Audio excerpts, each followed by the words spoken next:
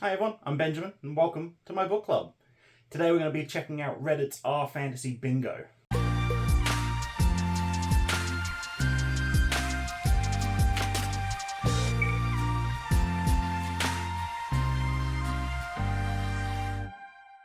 So I was browsing Reddit the other day looking for book recommendations. I was specifically looking for fantasy recommendations for my fantasy reading challenge that I'm doing. The playlist is in the corner.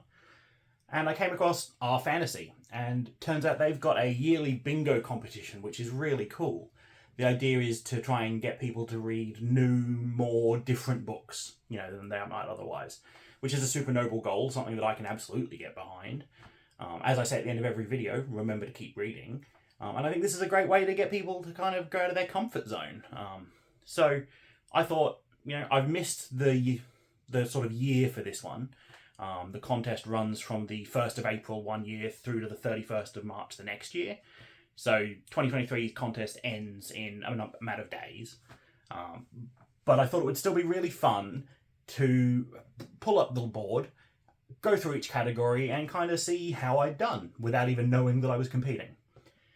Now there's no real prizes, it's all bragging rights. But if you do manage to fill in the whole board and submit it before March 31st, you do get a flare on the subreddit, just a little tag next to your name, which is pretty cool. I think I'm going to try and go for that next year. I'm going to try and finish the board.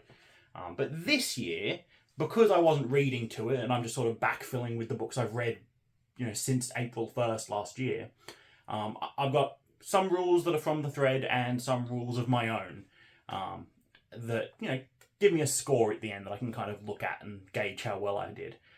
So I'd love if you guys played along and let me know in the comments what score you got.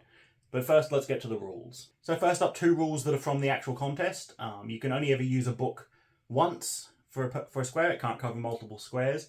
And the one that I missed when I first started listing this, you can't repeat an author, which, considering I read a lot of series in the previous year, that hurt me a lot, but we'll see.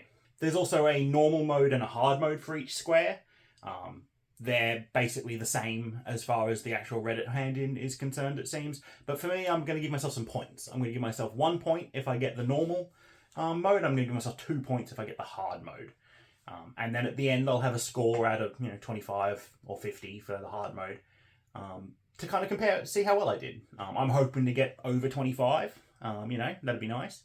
I definitely don't have a full board cleared, but maybe I'll get a bingo. That'd be pretty fun. So I'll throw the board up and I'll go through each square. I'll read out what the normal mode and hard mode goals are, and then we'll go over what book I did and maybe a very short review for each book as we go. Let's get started. The first square is title with a title. To get the normal mode for this one, you have to read a book that has a title in the name. King of something, or The Long Lost Queen, or The General's Daughter, something like that. A title is the important bit. And for the hard mode, it has to be not a royalty title, so no king, prince. So I did read Prince of Thorns, but because it's a royalty, it would only be for the normal. But I had to Google it, and Messiah is absolutely a title. So I'm calling it. I'm saying Dune Messiah for this one to get myself 2 points. As for a quick review for Dune Messiah, I've got a whole video up. You can check it out here. It's a masterpiece, 10 out of 10. I don't have more to say about Dune Messiah than I said in that review, so go check it out. The next square was a hard one, I thought, which was superheroes. Now, it says for the normal mode, it's a story focused on superheroes, capes, villains, all that sort of stuff. And for the hard mode, it says not related to DC or Marvel. Now, I thought it meant that it had to be novels, but if it's DC or Marvel, they don't do novels really, do they? They do comics. And so I am going to count a comic. I did read about 1,000 pages of Green Lantern in 2023. I read a good half or so of Jeff Johns' Blackest Night run. I've got his entire run plus the run after that I'm slowly making my way through. So I think 1,000 or so pages, over 1,000 pages of Green Lantern counts for this one for 1 point. As for a review for that one, Jeff Johns' run on Green Lantern is excellent. He's taken a hero that I wasn't interested in really at all and made me very interested in him. And given the Green Lantern core and the Green Lantern's a real interesting background and story, and it's gripping. Check it out if you like comics. Number 3 doesn't have a hard mode, it's just bottom of the TBR. It says pick up the book on the bottom of your physical TBR or the book that you've been meaning to read for the longest. For me, that was Neuromancer by William Gibson. I read in January this year. I've been meaning to read that book since high school. My best friend in high school always told me to read it, and I just kept putting it off because I'm contrarian.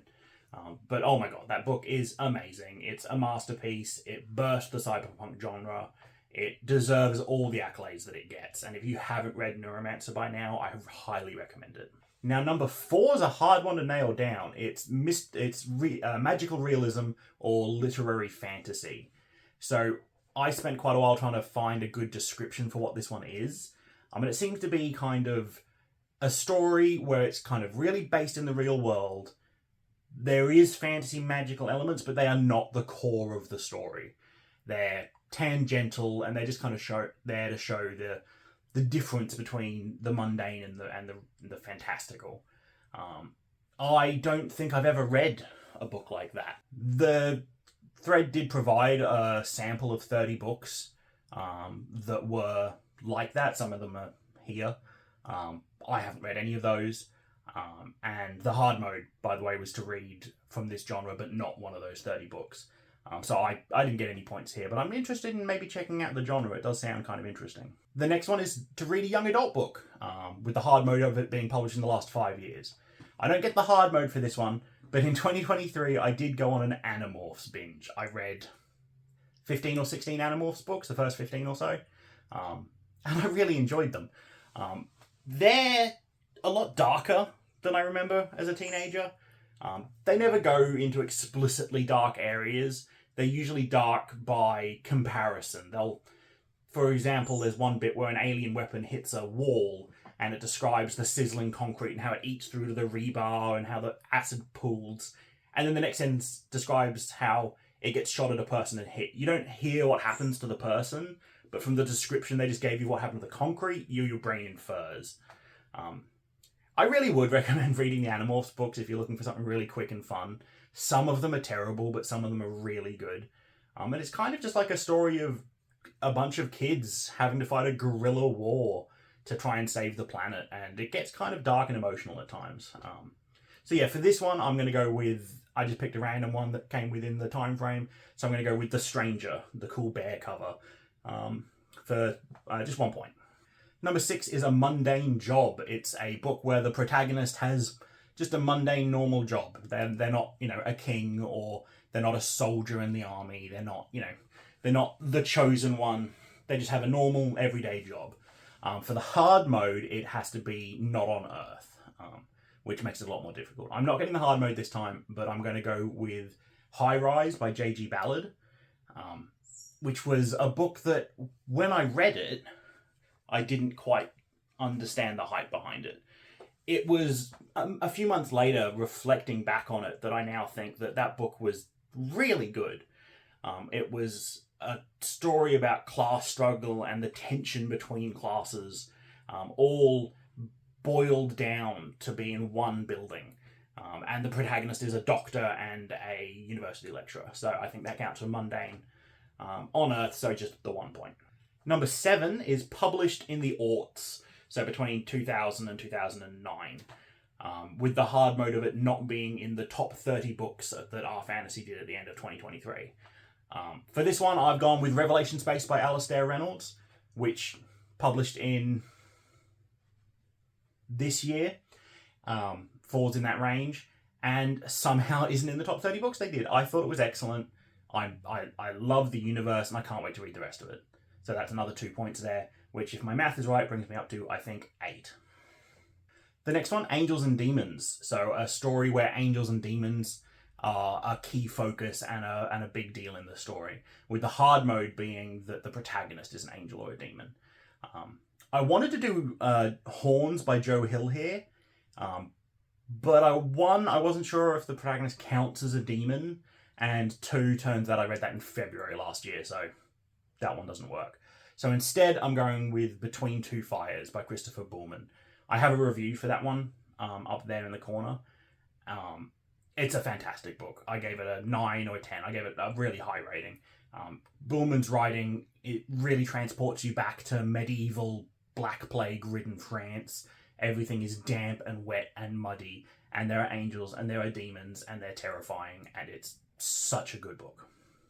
So just the 1 point from that one, taking me up to 9.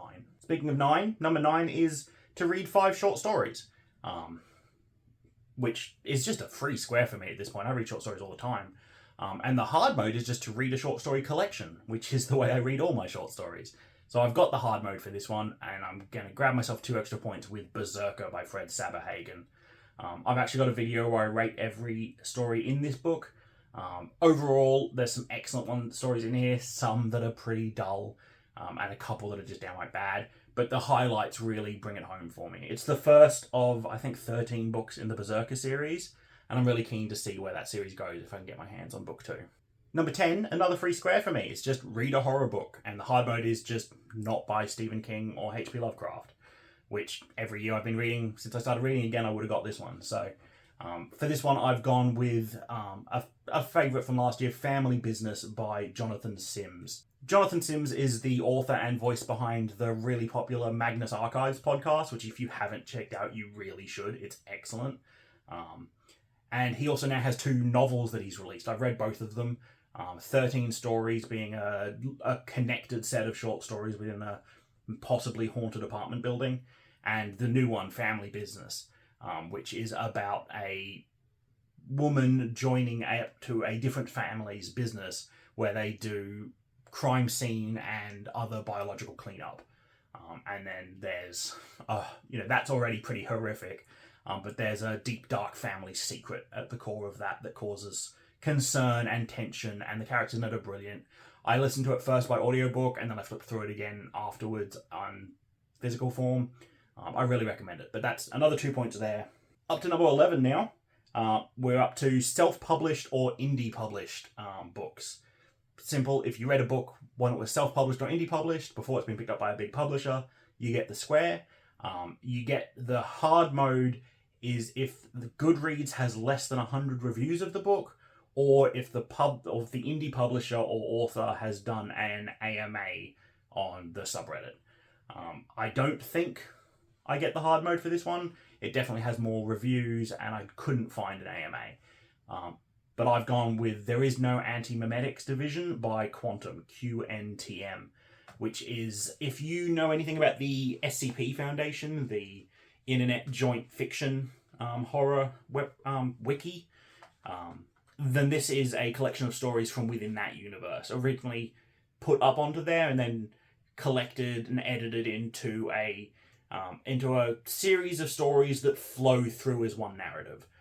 So I feel fine classing this as a novel-ish length. It's a very short book. You'll read it very quickly. I absolutely think it's worth checking out. I think everything by Quantum is worth checking out, but definitely that one. So that's another point, up to 14. So number 12 now is to read a book that is set in the Middle East or is set very closely based on a very specific place in the Middle East.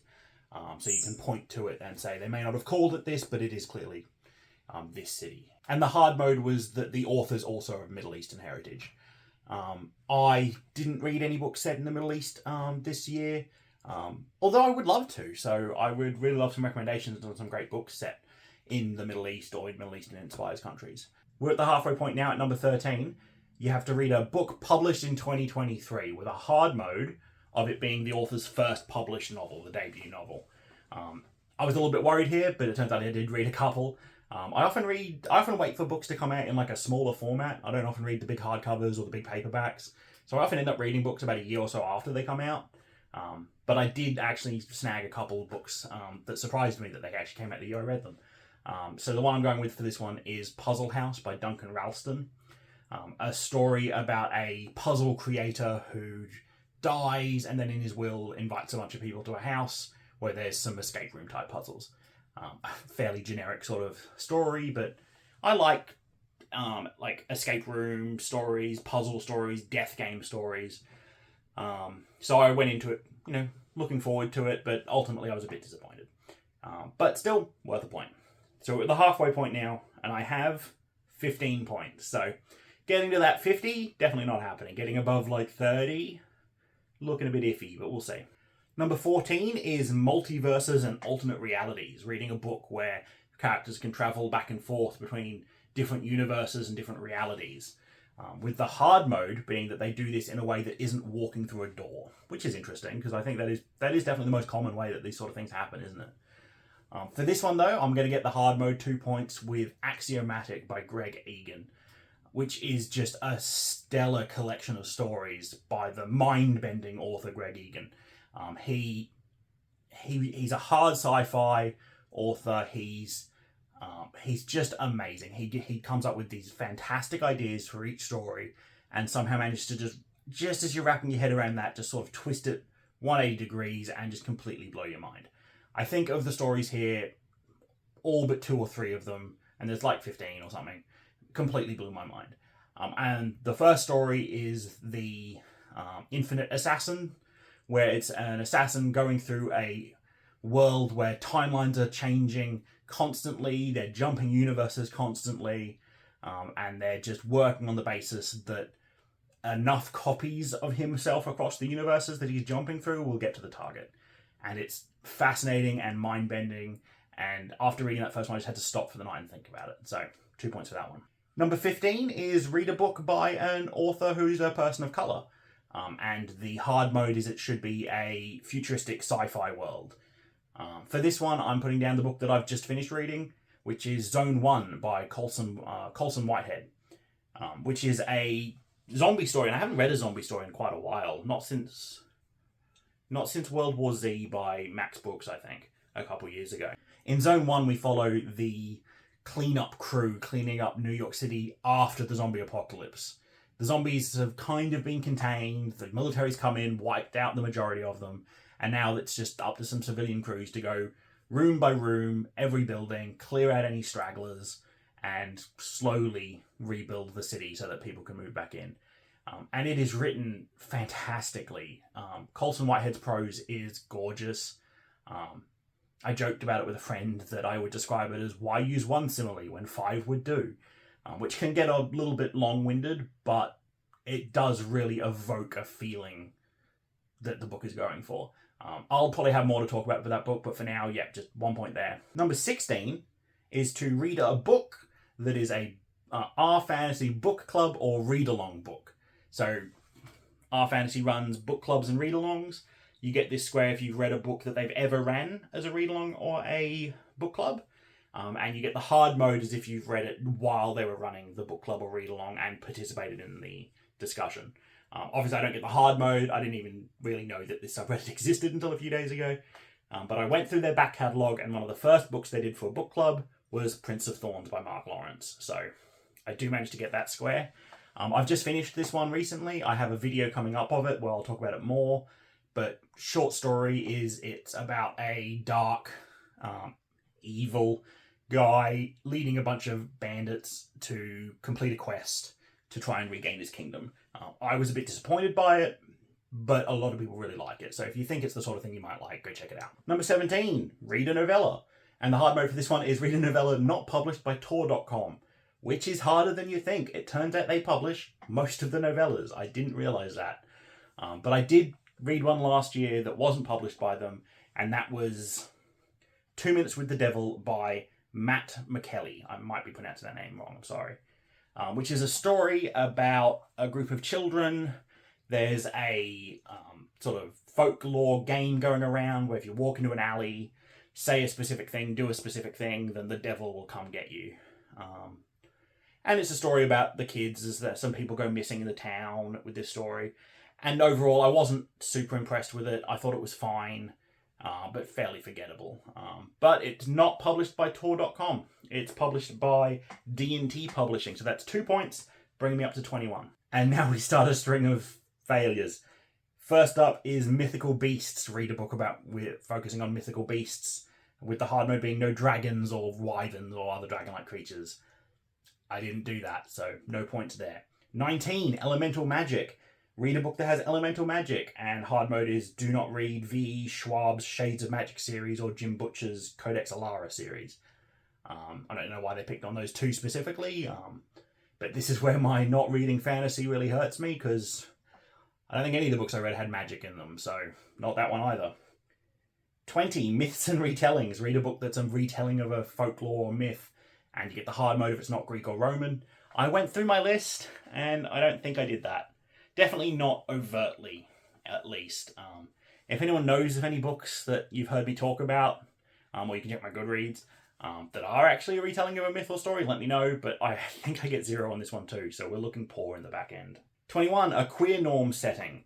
A book set in a world where queerness is normalised, accepted, and prevalent among the population. And the hard mode is not a futuristic setting, so something set like in present day or the past. I read a few of these, actually, quite a few, but I've used a lot of those authors elsewhere. But luckily I did read some Culture by Ian M. Banks last year, just to kind of round up the series. So I'm going to go with Use of Weapons by Ian M. Banks. The Culture is this futuristic society where everything's taken care of by AI. Humans can change their gender by just thinking about it and waiting a month or so for their body to come to terms with their image that they have within their head. And same gender, multiple person romances are completely the norm, completely blasé. No one even mentions them. It's pretty normal in the culture for if two people stay together for long enough, they'll both change genders several times throughout that relationship, and no one would think that that was strange at all. 22, Coastal or Island Setting. So featuring a major setting that is near or surrounded by sea, and the hard mode is the book also features seafaring. People might disagree with me on this one, but I'm absolutely giving myself the hard mode. I think it counts. There's definitely seafaring. The entire story takes place in the sea, under the sea, on top of the sea. So I'm calling 2 points for Sphere by Michael Crichton. It takes place under the sea. They go there on boats and submarines. That's seafaring. I'm counting it. And as for a review, it's Michael Crichton, the guy that wrote Jurassic Park. It's my first Michael Crichton that I've read, and I really enjoyed it. The ending got a bit messy, I thought. There's a sort of supernatural element going on that I feel like got a bit out of hand, and some rules were put in place that get broken, and there was always another solution to the problems that I thought was much more obvious that the characters didn't take. But it was stressful, tense, interesting, and I do really like it, so I'd check it out. So that's 24 points. Number 23 is Druids, a book that heavily features druids. And again, I don't read fantasy, I'm trying to. Nothing I read has druids in it, I don't think. The hard mode for this was to just not read the Iron Druid Chronicles by Kevin Hearn, which I hadn't heard of, but now I might have a look in adding my TBR. 24 is featuring robots. Read a book where it features robots, androids, cyborgs, clockwork machines, automatons, etc. And the hard mode is the robot is the protagonist. I read a few of these, but I, again, used the authors elsewhere, but luckily I read enough that I can put down System Collapse by Martha Wells, the latest Murderbot Diaries book, which I thought was fantastic. It's not my favourite Murderbot Diaries book, that would be Network Effect, but it's an excellent follow-on to that novel. I really can't wait for more. I can't wait for the TV show that they're looking at making. I'm really interested to see how that goes. If you haven't read Murderbot by now, you're probably sick of Booktube telling you to read Murderbot Diaries. Look, the first book is a novella. It's very quick. Just check it out. If you don't like it, you don't like it, but I love it. And the final one, the final square, is a sequel. Read a book that is a sequel, with the hard mode being at least book 3. Again, there were a few here, but I've used all the authors previously, but luckily I did read the entire Bobbyverse series between... Actually, this year. I read the entire Bobbyverse series in February and March. So I'm going to put down All These Worlds by Dennis E. Taylor, the third book in the Bobbyverse series. The Bobbyverse series will have its own video at some point. The short of it is it has the best foundation and plot idea for a sci-fi book in my mind. It's the perfect idea, but it's played for comedy and not seriously. And I liked it enough to read all 3 because the ideas were so good, but I have some major problems with it. But I'll talk about that another time. Luckily, that brings me up to 28 points, though. So, 28 points, that's kind of about halfway for the hard modes.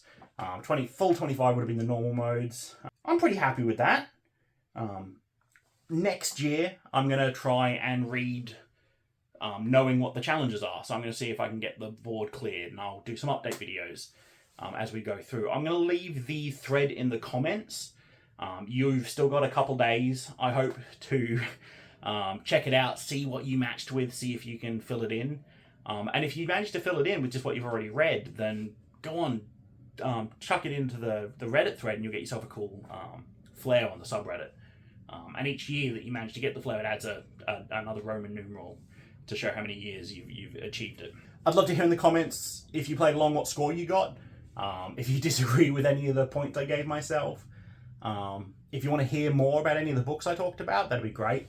And if you guys are going to play in the next year's one, I think it's really fun, and I'm really looking forward to it. If you want to check out any of the reviews I've done for any of the books I talked about, the playlist will be up here.